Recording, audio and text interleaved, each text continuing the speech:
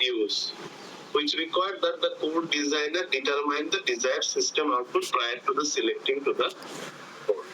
The code কিন্তু মানে একই ধরনের জিনিসের জন্য কোড বানাতে হয়। তাহলে আমাদেরকে আগে থেকেই শিওর হতে হবে যে কোন পারপাসে আমি কোডটা ইউজ করব।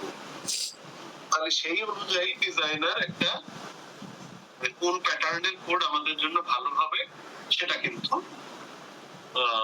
সিলেক্ট করে দিতে পারবে। তাহলে কনসিস্টেন্ট হওয়া জরুরি।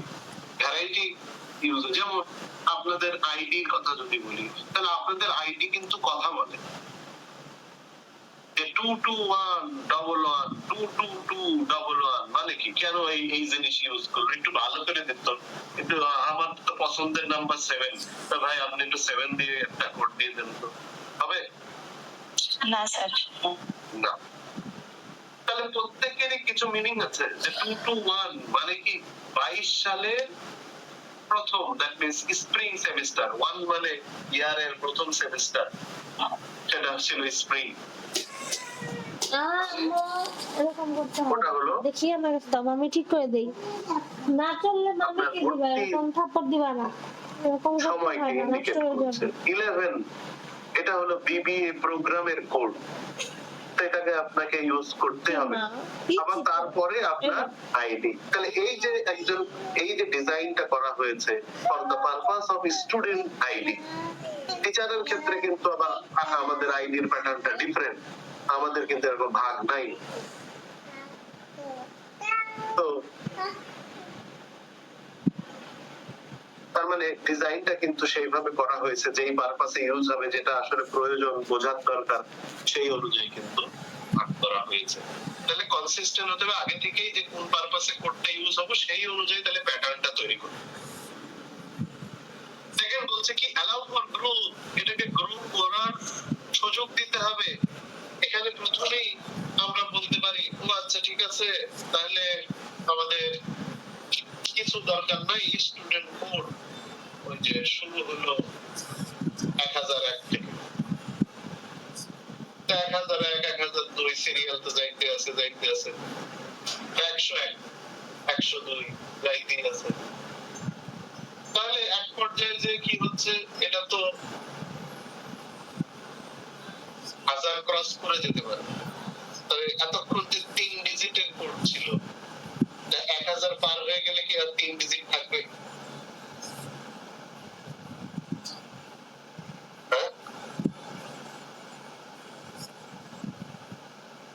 হ্যালো, কথা বোঝা যাচ্ছে না? না স্যার, থাকবে না। তখন তো ডিজিট সংখ্যা আমাদের বেশি লাগতেছে। তার মানে তাহলে তো একজনের সাথে আরেক কম্পেয়ার করা যাবে না। আমি কোড দেখে বুঝতে পারবো না যে আসলে এটা কিসের কোড, কারণ অনেকের কোড 7 ডিজিটের, অনেকের কোড 3 ডিজিটের, বিষয়টা কেমন হয়ে গেল? তাহলে বলা হচ্ছে যে শুরু থেকেই আমি তো জানি না আমার এই প্রোডাক্ট সারা জীবনে কত লক্ষ পিস তৈরি হবে, আই ডোন্ট নো।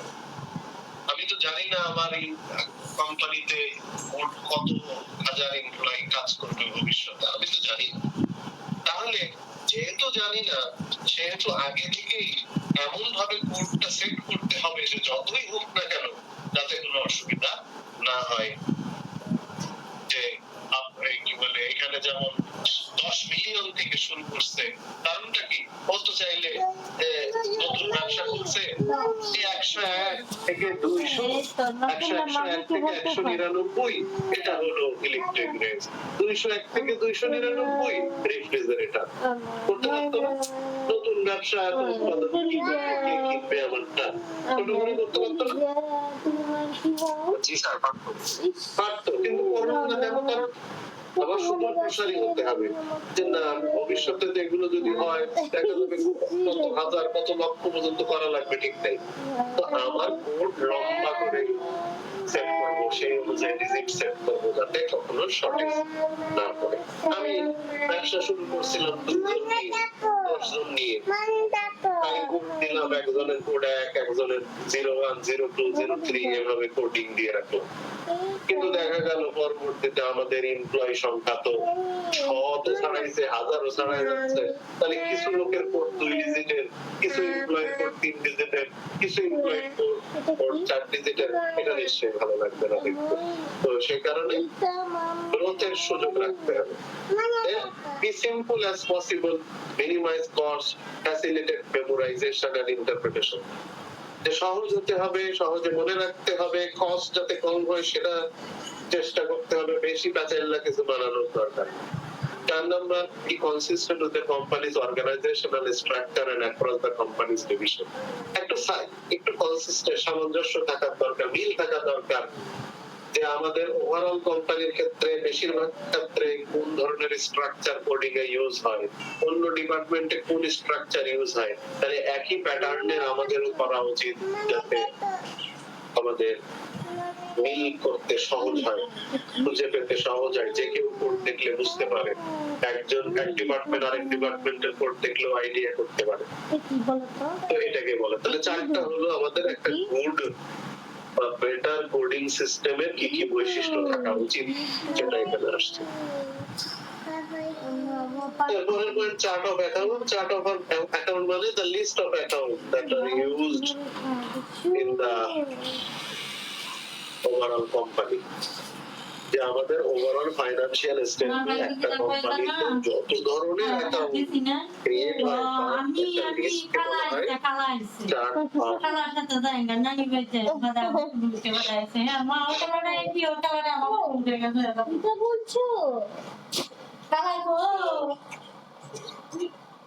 একটা যদি ডেমো দেখেন চার্ট অফ অ্যাকাউন্টের নিচে একটা এক্সাম্পল আছে, কি করছে এসএনএস কোম্পানির চার্ট অফ অ্যাকাউন্ট, কি সেটা এসএনএস কোম্পানির চার্ট অ্যাকাউন্ট।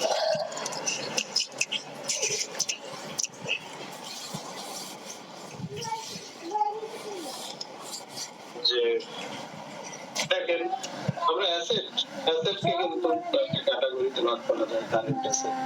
তো এখানে আপাতত 2টা ক্যাটাগরিতে ভাগ করছে, কারেন্ট অ্যাসেট আর নন কারেন্ট অ্যাসেট। তাহলে আমরা আরেকটু বেশি ভাগেও ভাগ করতে পারি। তো যাই হোক, তারা কি করছে, এখানেও কিন্তু সেই ব্লক কোড ইউজ করা হচ্ছে। যে আমার ধরেন ক্যাশের কোড দিলাম 101, এরপরে ধরেন অ্যাকাউন্ট পেয়েবল কোড দিয়ে দিলাম 102। তাহলে কোড দেখে কিন্তু আলাদা আইডেন্টিফাই করতে পারবো না যে এটা অ্যাসেটের কোড না লায়াবিলিটির কোড না রেভিনিউর কোড না এক্সপেন্সের কোড, ঘটনাটা কি যে ঘটছে হঠাৎ কোড দেখে কিন্তু আমি বুঝতে পারবো না। কিন্তু যদি আমরা তাহলে চার্ট অফ অ্যাকাউন্ট কি, এক হচ্ছে আমার কোম্পানিতে ইউজ হয় এরকম প্রতিটা অ্যাকাউন্টই, সবগুলো অ্যাকাউন্টকে মিলে যদি একটা লিস্ট করা হয় তার নাম হচ্ছে চার্ট অফ অ্যাকাউন্ট। তার মানে এই আইটেমগুলো এই নামেই আমাদের আলটিমেটলি ব্যবহার হবে বা হচ্ছে।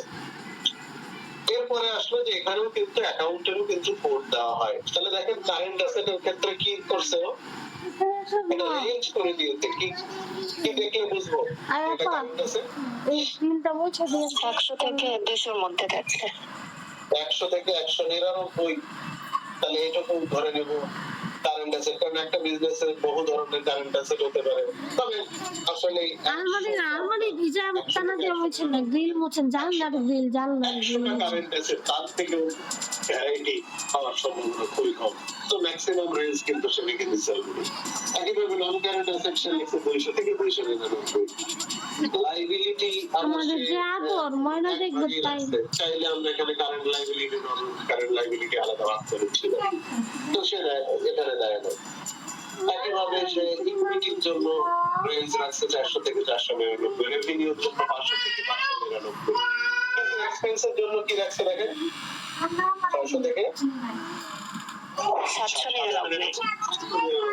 আমরাও দেখেছি যে ঘুরে ফিরে সবচেয়ে বেশি ভ্যারাইটি আইটেম পাওয়া যায় কিসে? এক্সপেন্সিভ। এই জন্য রেঞ্জটা কিন্তু তখন একটু বাড়ায় রাখলো, যাতে পরবর্তীতে অসুবিধা না হয়। এরকম নতুন ধরনের অনেক খরচ হতে পারে ভবিষ্যতে। তাহলে এই কারণে কিন্তু ভ্যারাইটি বাড়ায় রাখে। তাহলে এই জিনিসটাকে বলা হচ্ছে চার্ট অফ অ্যাকাউন্ট। বোঝা গেল? জি স্যার।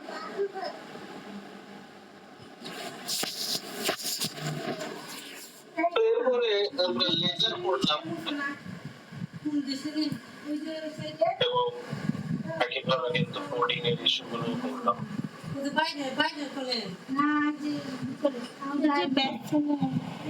এখন হচ্ছে জার্নাল। জার্নাল আমাদের পরিচিত শব্দ। নরমালি আমরা বলি কি যে একটা ঘটনা ঘটার পরে প্রথমেই সেটা কোথায় রেকর্ড করা হয়? জার্নালে আগে করা হয়, তারপরে লেখা। এখন প্রশ্ন হলো এই জার্নাল কিভাবে লিখতে হয়, কয় ধরনের হয় সেটা নিয়ে কথা বলেছে। তো দেখেন এখানে জার্নালেও কয়টা ক্যাটাগরি বলছে? জেনারেল লেজার এবং স্পেশালাইজ। দুই ধরনের, জেনারেল লেজার আর স্পেশালাইজড লেজার। ৬২ ব্যাচে আছেন? স্যার আছি। জি স্যার। ৬১ বা ৬২ অল্প কয়েকজন ওনারাও কিন্তু এই কোর্সে অ্যাড হয়েছে।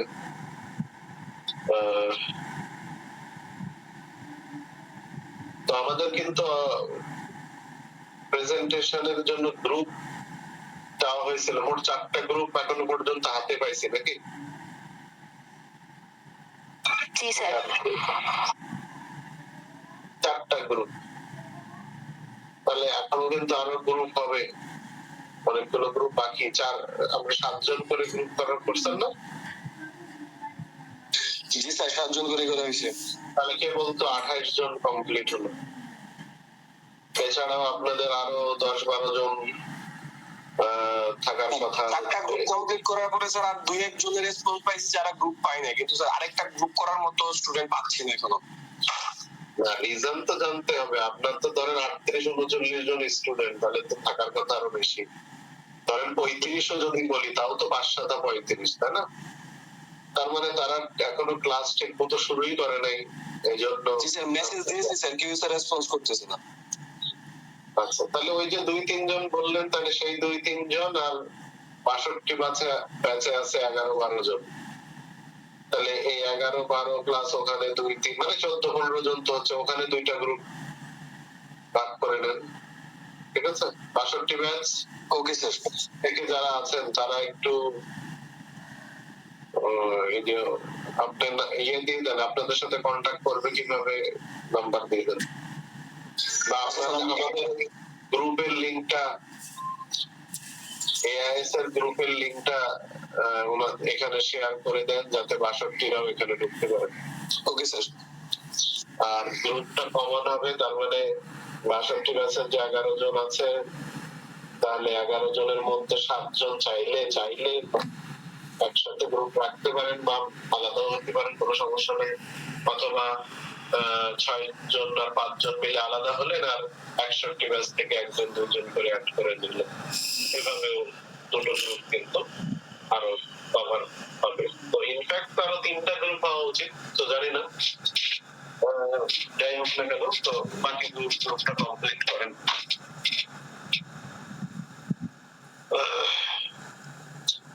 এখন জেনারেল জার্নাল আর স্পেশালাইজ জার্নাল। তো জেনারেল জার্নাল তো আমরা শুনছি একদম অনেক আগে থেকে, নাকি?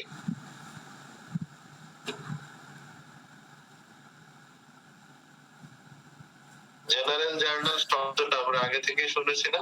জি স্যার। জি স্যার। জি স্যার।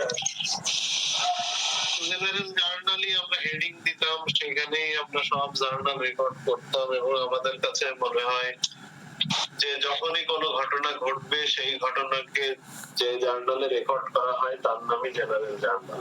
এরকম একটা আইডিয়া ছিল না? জি স্যার। আচ্ছা, আর স্পেশালাইজ জার্নাল এই নামে পড়েছেন কিনা আমি সেটা হয়তো আপনাদের স্পেশালাইজ জার্নাল নাম কি আগে শুনেছেন? না স্যার।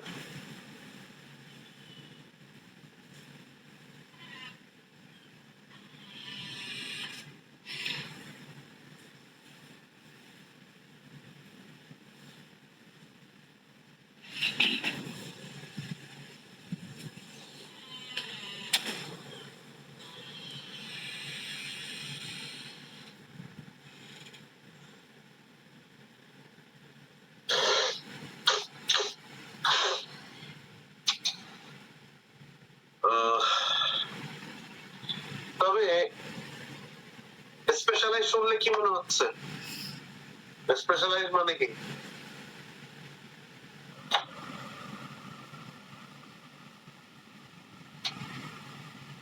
স্পেশালাইজ অর্থ কি?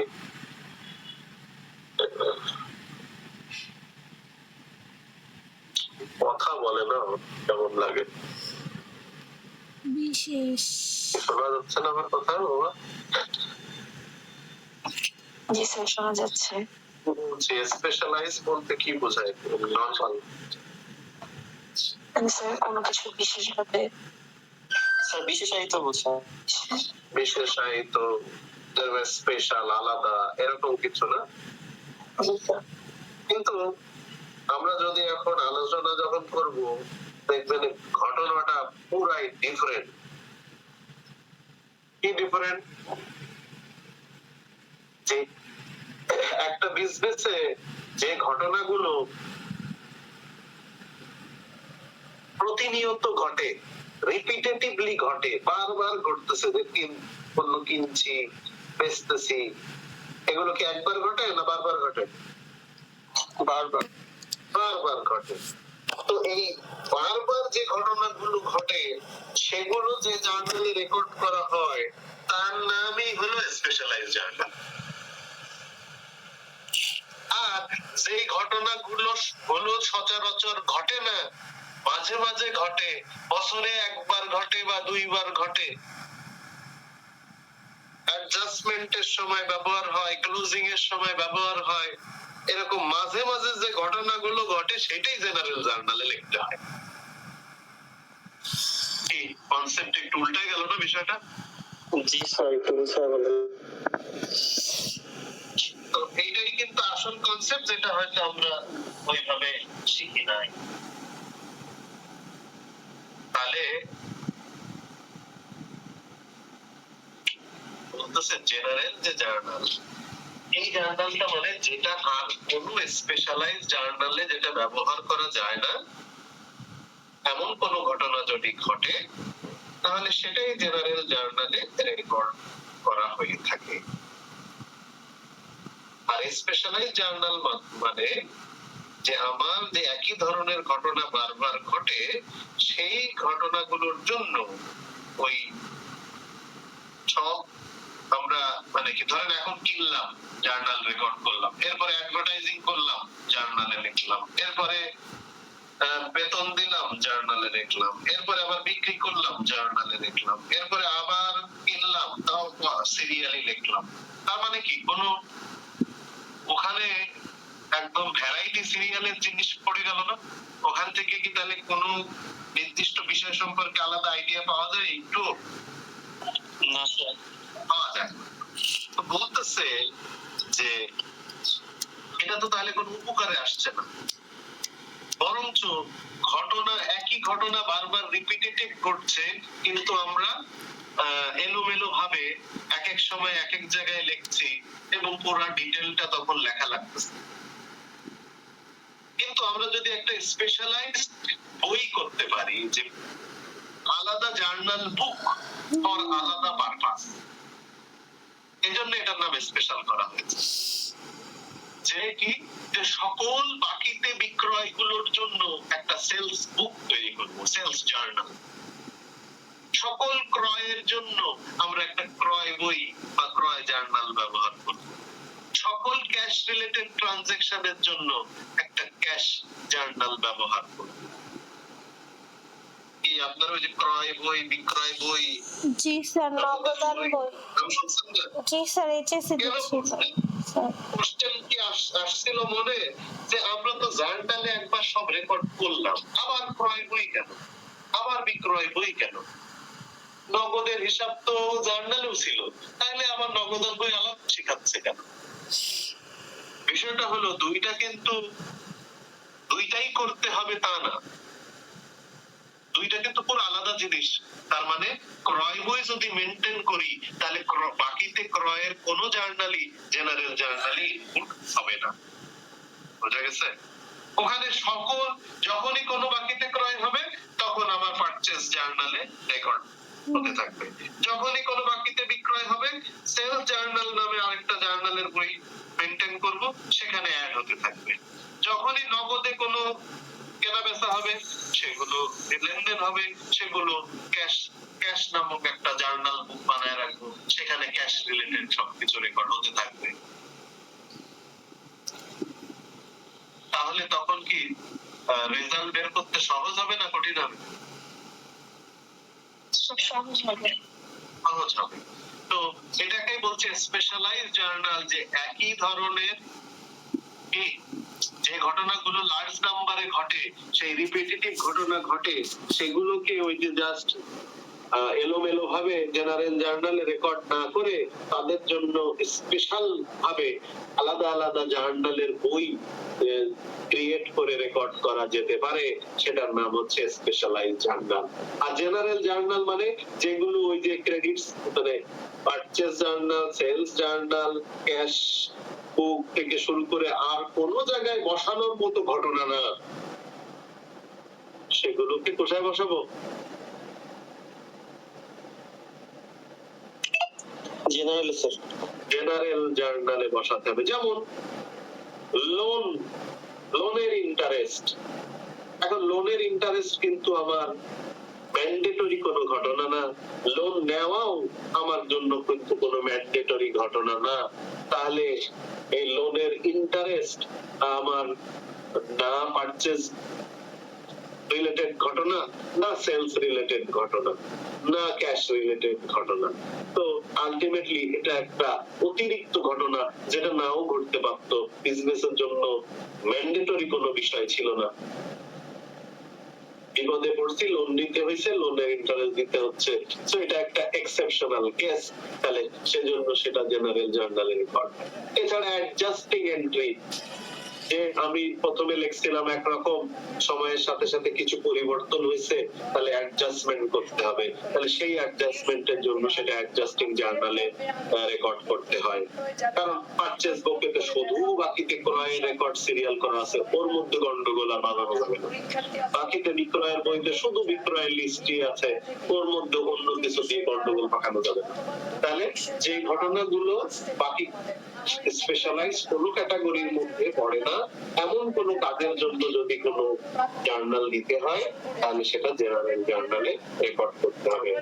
অ্যাডজাস্টিং এন্ট্রি, ক্লোজিং এন্ট্রি, এই ধরনের বিষয়গুলো সাধারণত জেনারেল জার্নালে হয়। আর এছাড়া ওই যে বললাম লোন অন ইন্টারেস্ট হতে পারে, লোন রিপেমেন্ট হতে পারে, কিছু কিছু বিষয় ডেপ্রিসিয়েশন হতে পারে, এগুলো জেনারেল জার্নালের আন্ডারে পড়ে। তাহলে কি একটু নতুন জিনিস শিখলাম নাকি? জি স্যার, জি স্যার।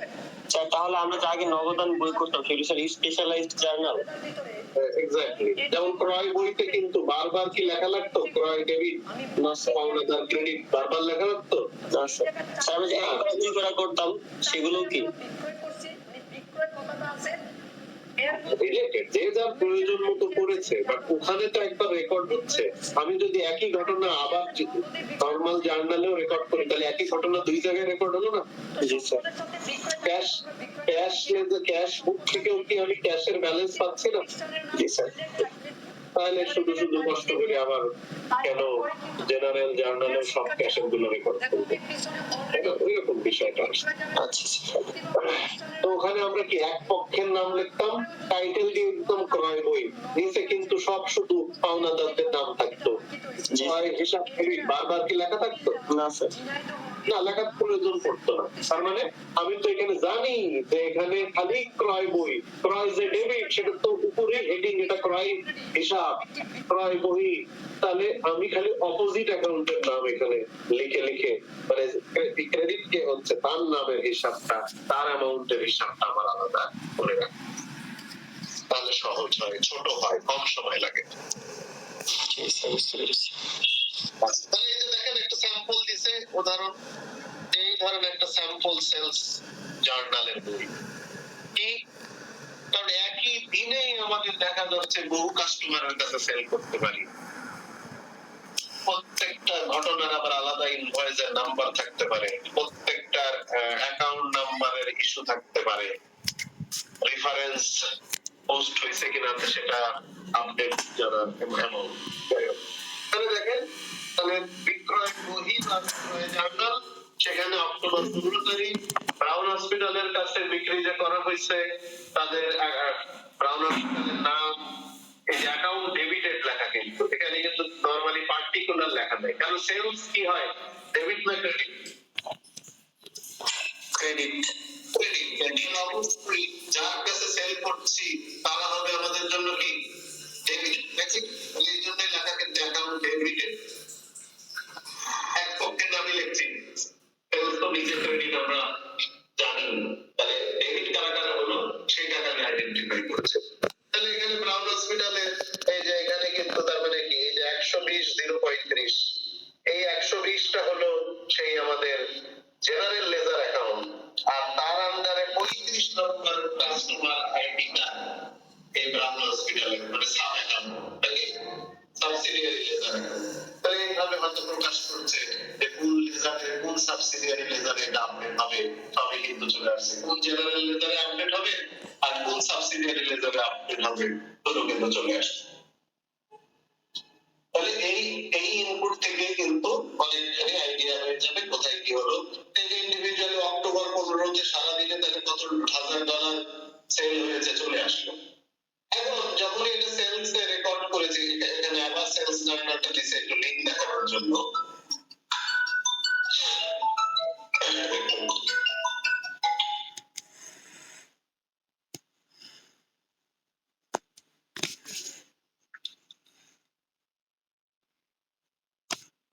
জি স্যার, জি স্যার। ওকে, তাহলে এই যে দেখেন সেলস জার্নাল প্রথমে তাহলে তো এইভাবে রেকর্ড হয়, এখন অবশ্যই জার্নাল থেকে তথ্যগুলো কোথায় শিফট হয়, কোথায় ট্রান্সফার করে আমরা পোস্ট করি,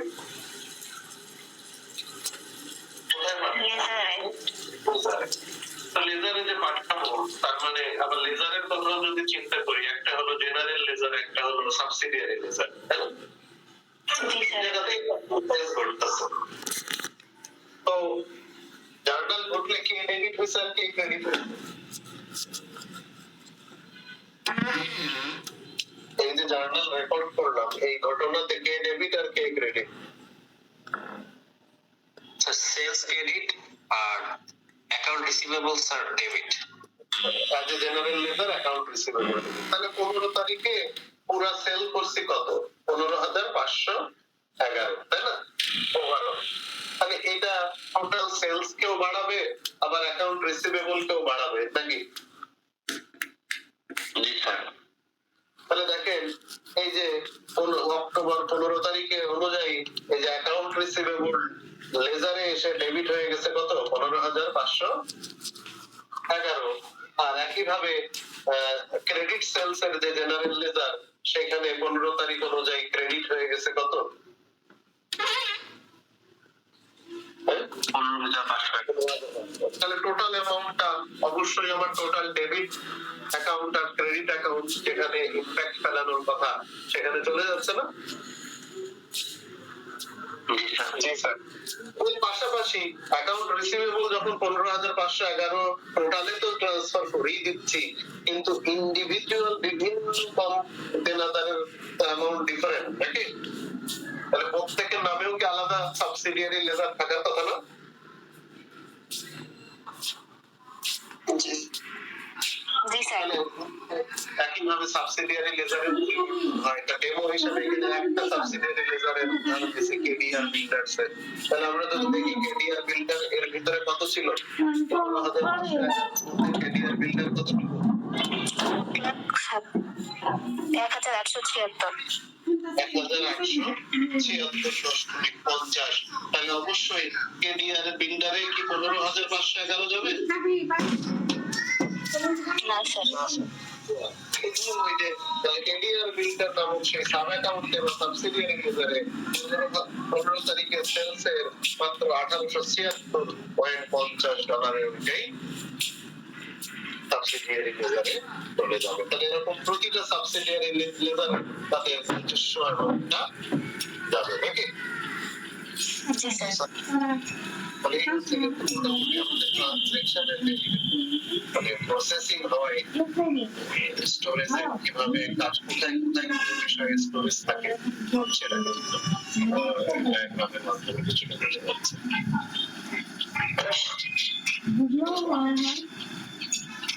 তো নেক্সট আমাদের কি আছে? Audit trail. কি জিনিস?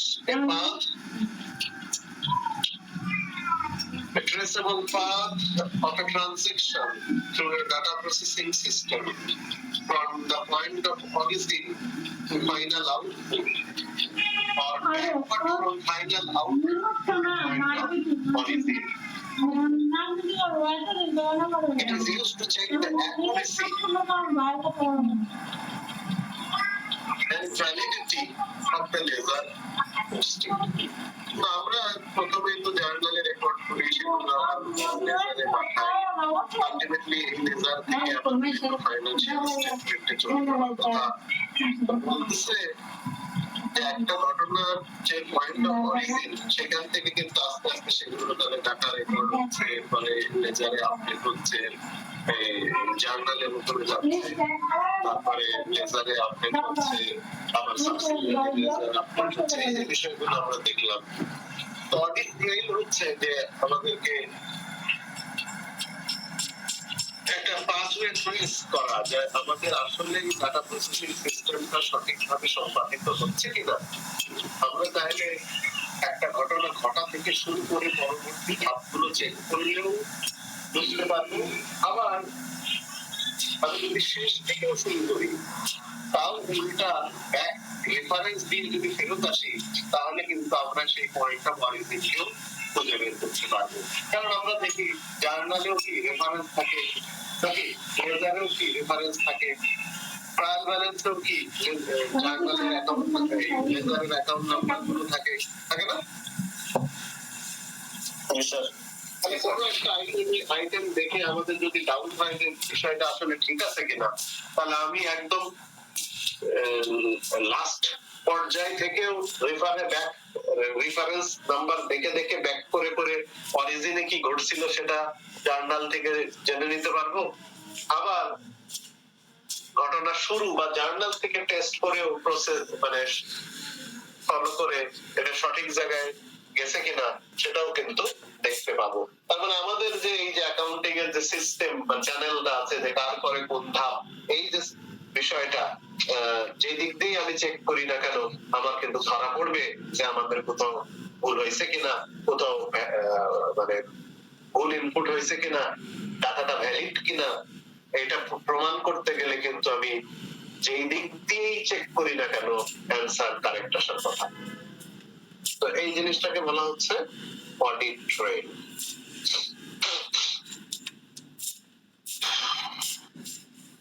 এতক্ষণ আমাদের যে আলোচনা ছিল সেটা কিন্তু ডাটা স্টোরেজ নিয়ে।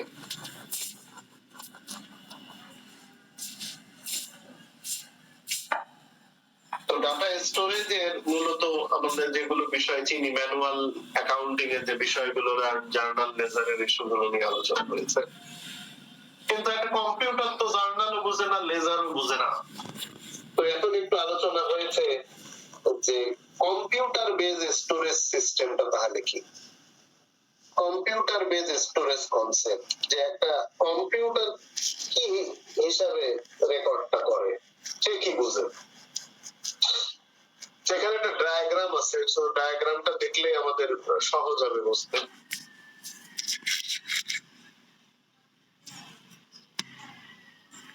কি সেটা?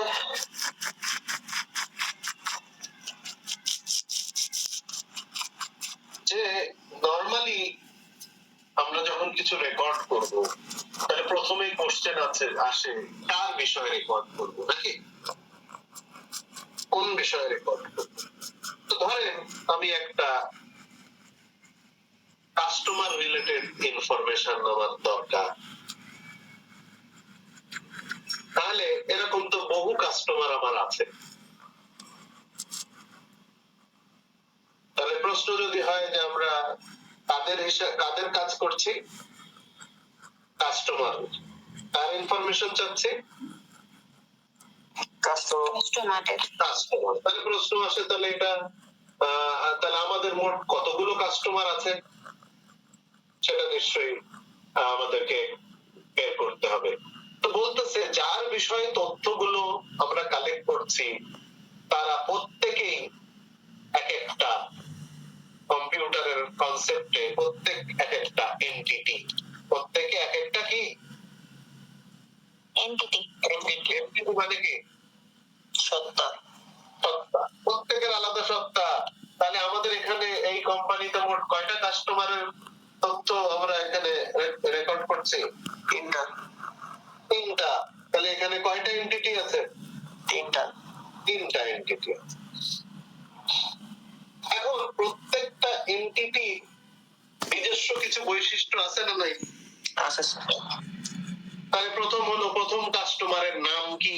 এই যে নাম, তার কোনো আলাদা আমরা নাম্বার, কাস্টমার নাম্বার দিছি কিনা, তার অ্যাড্রেস কি, তাদের ক্রেডিট লিমিট কত, বর্তমান পর্যন্ত তাদের ডিউ এর ব্যালেন্স কত, এরকম বিভিন্ন কলাম। এরকম কি রেজাল্ট শিটও করা যায় নাকি? জি স্যার, রেজাল্ট শিট করা যায়, স্যালারি শিট করা যায়। তাহলে যেই কয়জন এমপ্লয়ি তারা হবে এন্টিটি, যেই কয়জন স্টুডেন্ট তারা হবে এন্টিটি, স্টুডেন্টের আইডি লাগবে, হয়তো নাম লাগবে, address, email address, phone number, কি বলে ডিউ হতে পারে, কোন কোন কোর্স কমপ্লিট কয়টা, এরকম বিভিন্ন স্টাইলে ডকুমেন্টটাকে সাজানো যায় না? জি স্যার। একটা স্টুডেন্টের হোক, একটা এমপ্লয়ির হোক, একটা কাস্টমারের হোক, বিভিন্ন তথ্যই আমার লাগতে পারে।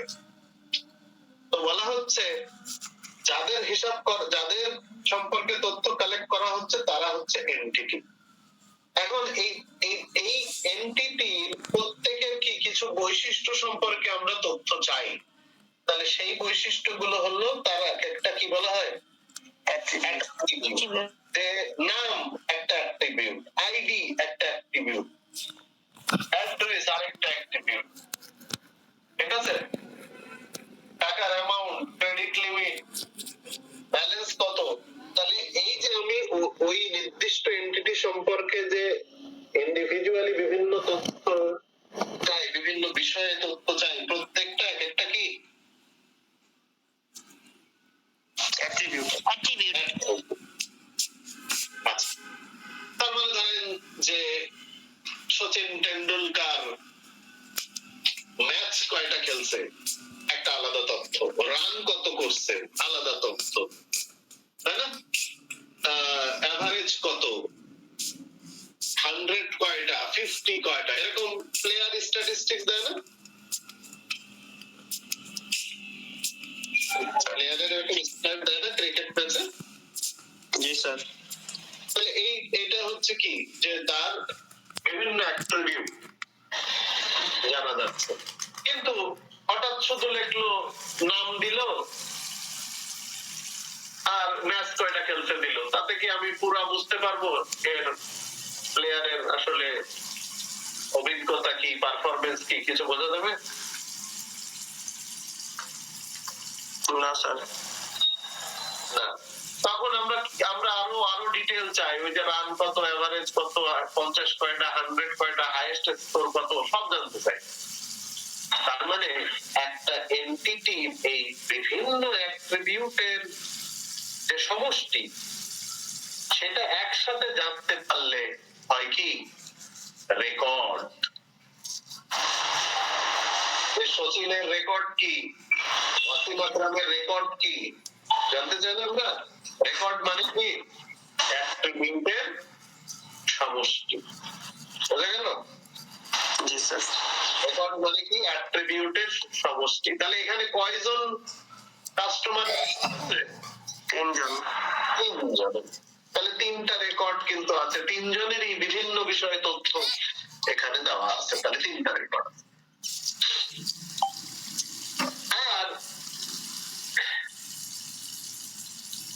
তাহলে রেকর্ড হলো কি অ্যাট্রিবিউটের সমষ্টি নাকি? জি স্যার। এখন এই যে প্রত্যেকটা অ্যাট্রিবিউট, যে ক্রেডিট লিমিট একটা অ্যাট্রিবিউট, কাস্টমার নেম একটা অ্যাট্রিবিউট, এখন এই প্রত্যেকটা সেই বৈশিষ্ট্য বা অ্যাট্রিবিউটের আন্ডারে তো একটা তাহলে সেই অনুযায়ী একটা নাম বা অ্যামাউন্ট মেনশন থাকতে হবে নাকি না? জি স্যার। তাহলে এই যে বিভিন্ন অ্যাট্রিবিউটের আন্ডারে যে মানগুলো বসে, সেই বসার জায়গাটাকে বলা হয় কি ইন্ডিভিজুয়াল ফিল্ডস। ফিল্ড। বলা হয় কি ফিল্ডস। ফিল্ড। ফিল্ড ওয়ার্ডটা কি শুনেছেন আগে? এক্সেলে শুনেছেন? জি স্যার। এক্সেলেও কিন্তু কি রো কলামের সমষ্টিতে বিভিন্ন সেল, এক একটা সেলকে এক একটা ফিল্ড বলা হয় নাকি? রো কলামের তৈরিতে টেবিলটা ওয়ার্কশিটে থাকে, প্রত্যেকটা যে চারকোনা বক্স, এদেরকে এক একটা কি বলা হয়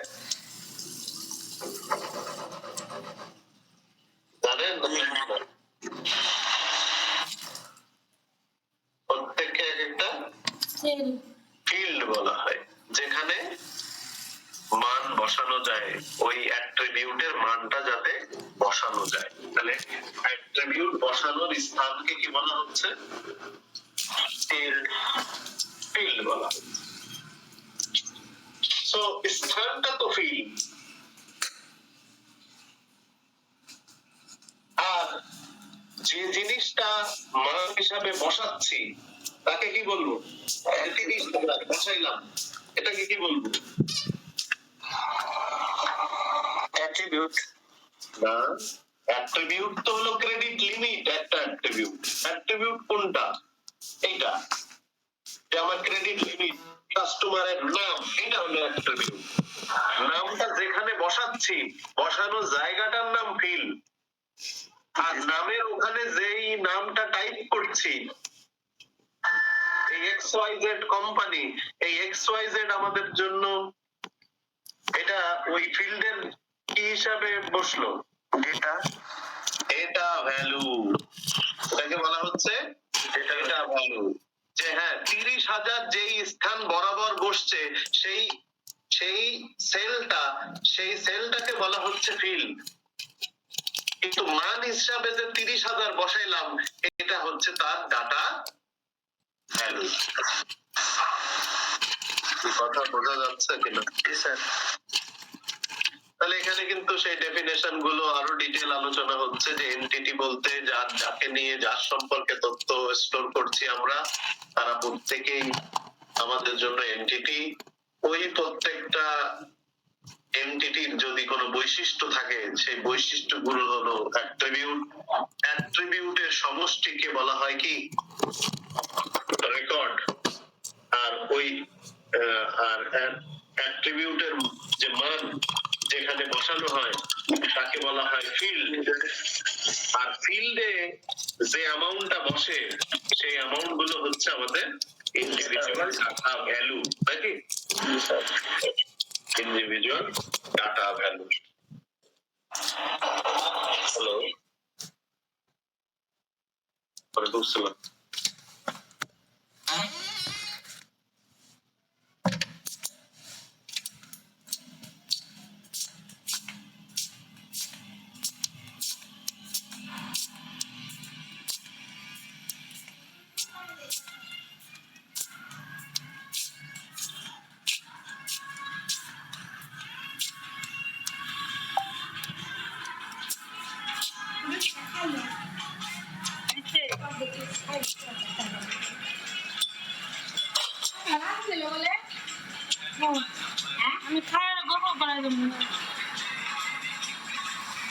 দেখো হাতে করলে দেখো না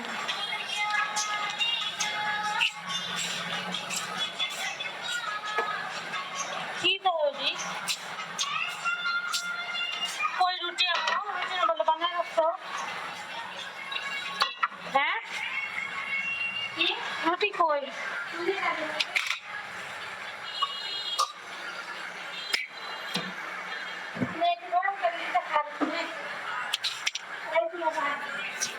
কি এটা ব্যবসা করতে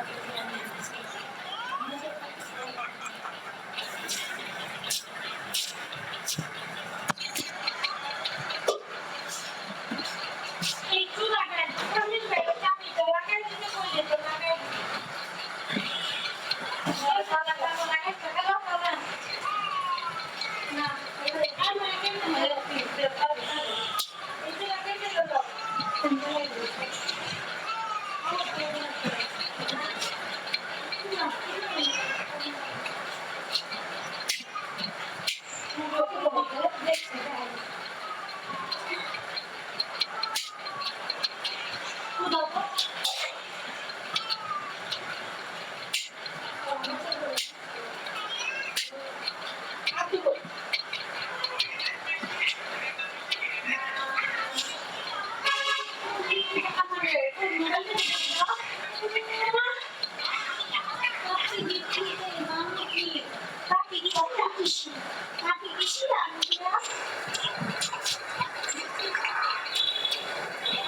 শুনতে পাচ্ছেন আমাকে?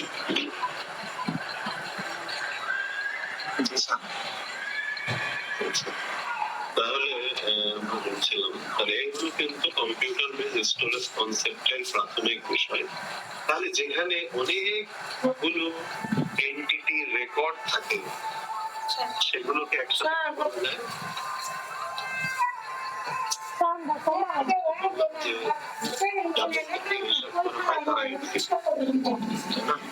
তাদের বৈশিষ্ট্যগুলো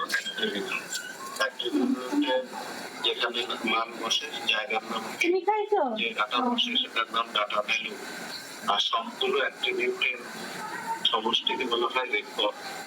তাহলে এই যে এত মানুষের রেকর্ড, এত এমপ্লয়ের রেকর্ড, এত কাস্টমারের রেকর্ড মিলে একটা কি তৈরি হতে পারে? Master file. মাস্টার ফাইল শুধু ফাইল, প্রথমে তো ফাইল হবে। তাহলে একটা ফাইল তৈরি হয় যে এটা কিসের ফাইল হতে পারে? Student file. এটা কি স্যালারি শিট ফাইল। এটা কি কাস্টমারের ফাইল। তাহলে এখানে সব কাস্টমারের সকল এমপ্লয়ির রেকর্ড থাকে। তাহলে এটা হলো ফাইল। তাহলে a set of logically related record such as the payroll record of the employees। তাহলে রেকর্ডের সমষ্টিতে হয় কি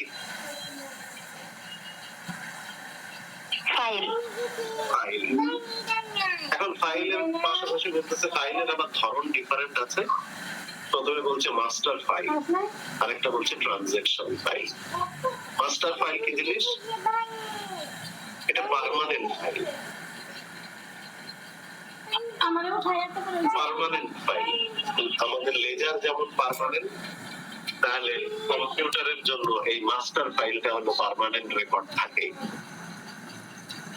তো এখানে কি করা হয় যে ইন্ডিভিজুয়াল ফাইল তো জেনারেলি ড্রাফট একটা তৈরি করা হচ্ছে, আমাদের সেভ করা হচ্ছে, কিন্তু এটা যদি সাথে সাথে আবার কি করা হয় আমাদের সেন্ট্রাল ফাইলের জিনিসটার সাথে সাথে রেকর্ড হয়ে যায়, তাহলে সেটা হচ্ছে মাস্টার ফাইল। তাহলে কোনো একটা বিষয়ের হিসাব যদি পার্মানেন্ট ভাবে আমরা রাখতে চাই, যেটা পরবর্তীতে আমরা কি বলি ডাটা, আগের ডাটা প্রয়োজন হয়, তাহলে সব রেকর্ড আগের সকল রেকর্ড যদি একেবারে পার্মানেন্টলি যেখানে রেকর্ড হয় সেটাকে বলা হচ্ছে মাস্টার ফাইল। তাহলে একদিকে ধরেন আমরা কি করছি, কোনো একটা ঘটনা ঘটলে আমরা হয়তো আমাদের এন্ট্রিকেও যেমন রেকর্ড করছি, এটা আমাদের কাছে ফাইল হিসাবে জমা দেওয়া থাকে, আবার হয়তো হেড অফিসের সেন্ট্রাল ফাইলও সেভাবে জমা হয়ে যাচ্ছে।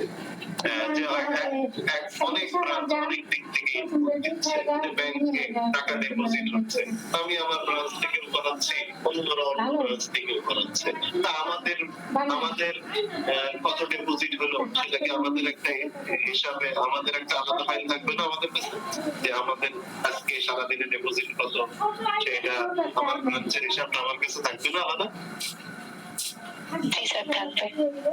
পাশাপাশি এটা কি হেড অফিসে, ব্যাংকের হেড অফিসে সেন্ট্রাল এতেও এটা ইনপুট হয়ে যাচ্ছে না, রেকর্ড থাকছে না?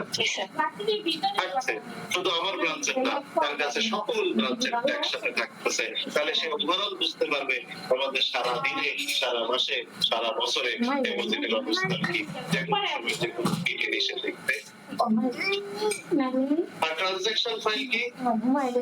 A file that contains the individual business transaction that occurred during a specific fiscal period. The transaction file is conceptually similar to a journal in a manual AIS. তার মানে যে ফাইল কি করা হয়, কোন ইন্ডিভিজুয়াল বিজনেস ট্রানজাকশন একটা নির্দিষ্ট পিরিয়ডে যে ঘটে সেগুলো যেখানে রেকর্ড করা হয় তার নাম ট্রানজাকশন। মানে এক বছর পার হয়ে গেলে বিগত 5 বছরটা খুব বেশি জরুরি না, প্রতি ইয়ারে নতুন ভাবে করা হয়। তো সেক্ষেত্রে আমরা ওই যে কি পারচেজের যে জার্নাল ক্রয় বই বিক্রয়ের কথা বলছি, তাহলে এই পিরিয়ডে অবস্থান কি, বিক্রয় অবস্থান কি, সেটা পর্যন্ত আলাদা আলাদা স্পেশালাইজ জার্নাল সম্পর্কে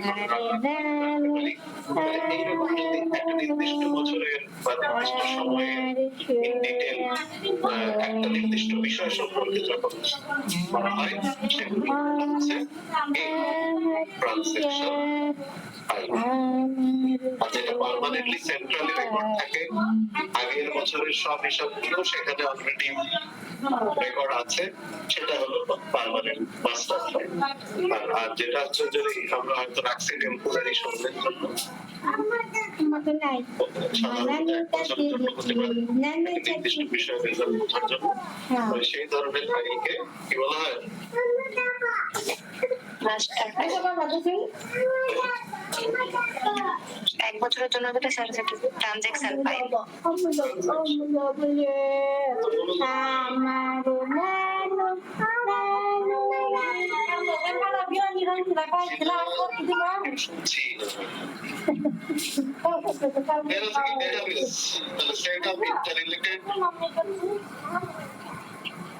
Centrally controlled data file that are stored as little data redundancy as possible. A database consolidated record previously stored in a separate file into a common pool and serves a variety of user and data processing applications. Database নাম শুনছি আমরা? Database মানে কি? এটা কিন্তু temporary কোনো ফাইলও না, এটা কিন্তু মাস্টার ফাইলও না, একটা জায়ান্ট রেকর্ড। তবে মাস্টার ফাইল আর এটা বলতে পার্থক্য এর ভিতরে অপ্রয়োজনীয় তথ্যগুলো তারা রাখেন। নির্দিষ্ট বিষয়ে অনেক পুরোনো বিষয় থেকে সবকিছু এখানে রেকর্ড থাকে, সেটাকে আবার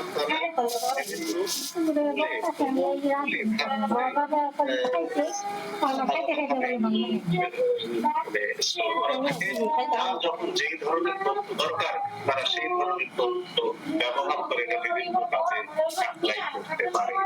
তো ডাটাবেস রিউজ জিনিস, তার স্টোরেজ ক্যাপাসিটিও রিউজ, এবং এটাও পার্মানেন্ট এক ধরনের রেকর্ড। বাট এখানে সব সুবিধা হলো কি, এখানে যদি এমন হয় যে অনেক একটা বিষয় অনেকদিন ধরে আনইউজ, যেটা আর কোনো ইম্প্যাক্ট ফেলবে না, সেটা শুধু শুধু সার্ভারকে স্লো ডাউন না করে সেটাকে হয়তো সরাই ফেলবে, তাহলে সব রেকর্ড গুলোকে যেমন এই ডাটাবেজে থাকে এমনি আবার কমন পুল অনুযায়ী এরা ডিফারেন্ট ভাবে এখানে কিন্তু প্রেজেন্ট থাকবে, করার সুযোগ আছে। যা যে ধরনের তথ্য কাজে লাগিয়ে যে ধরনের সিদ্ধান্ত নেওয়া দরকার সে এই ডাটাবেজ ইউজ করে কিন্তু নিতে পারবে। এটা একটা সেন্ট্রালি কন্ট্রোল ডাটা ফাইল, যেখানে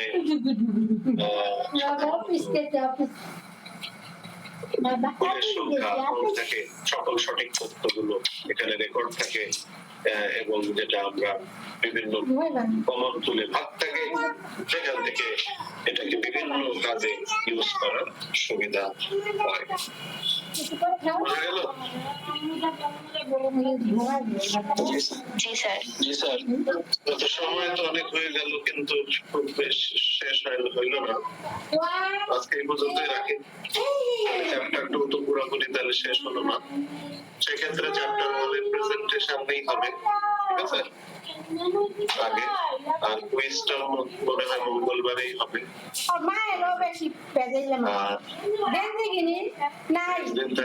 পরে আগে চ্যাপ্টার 2 শেষ করবো, শুরু করার সময় শুরু করবো, থাকার কথা। এই হলো প্ল্যান। ওকে,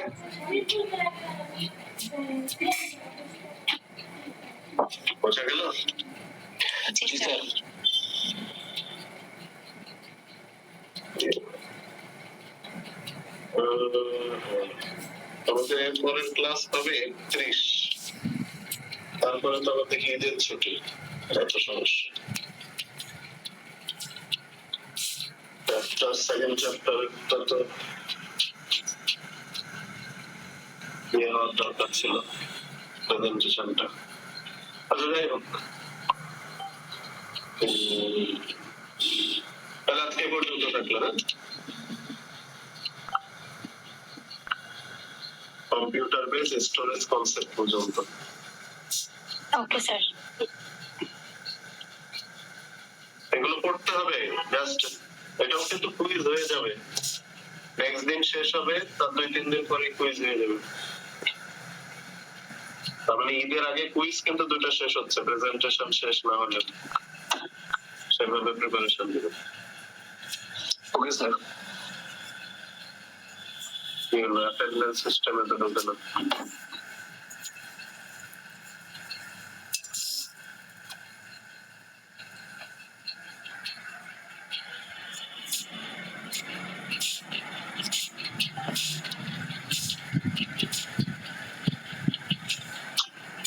ঢুকছে না, অ্যাটেন্ডেন্স সিস্টেমে ঢুকতেছে না। তাহলে আপনারা একটু ইয়েটা নিয়ে নেন। আচ্ছা স্যার, তাহলে সবাই অ্যাটেন্ডেন্স কিছু মেসেজ দিয়ে দিন, আমি কালেক্ট করে আপনাকে দিয়ে দিচ্ছি। মেসেজ দিলে তারা ক্লাস করে না, এরকম মেসেজ দিবে বাবা। স্যার এই মিটিং এর মেসেজ স্যার, আপনার কাছে কালেক্ট করে দিয়ে দিচ্ছি।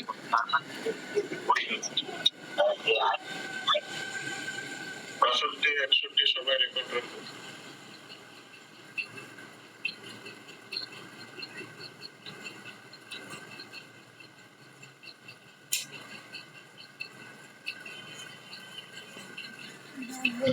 Thank you.